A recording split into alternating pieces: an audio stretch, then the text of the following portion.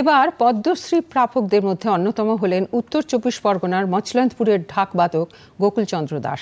৫৭ বছর বয়সী গোকুলবাবুর ছোট থেকে হাতেখড়ি হয়। ঢাক বাজিয়ে দেশ বিদেশ সুনাম অর্জন করেছেন তিনি।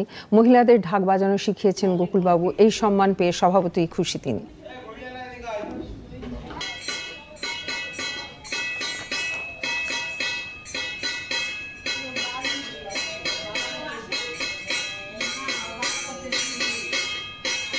পেশায় একজন ঢাকবাদক, সবাই বলে ঢাকি সম্রাট গোকুল দাস। তো আজকের যে পদ্মশ্রী অ্যাওয়ার্ড ভারত সরকার আমাকে দিচ্ছেন, তো এর জন্য আমি ভীষণভাবে আপ্লুত, গর্বিত।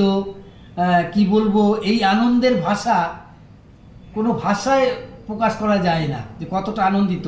তারপরে বিশেষ কথা হচ্ছে, একজন ঢাক শিল্প একদম গ্রামের, একজন প্রত্যন্ত গ্রামের থেকে তুলে এনে ভারত সরকার তাকে এত বড় একটা দিচ্ছেন, অ্যাওয়ার্ড দিচ্ছেন। এর জন্য আমি ভীষণভাবে গর্বিত, ভীষণভাবে আনন্দিত। আর তারপরে আমি আজকের আমি যে সম্মানটা পাচ্ছি, এই অ্যাওয়ার্ডটা আমি আমার গুরু পণ্ডিত তন্ময় বোসকে আমি ডেডিকেটেড করতে চাই।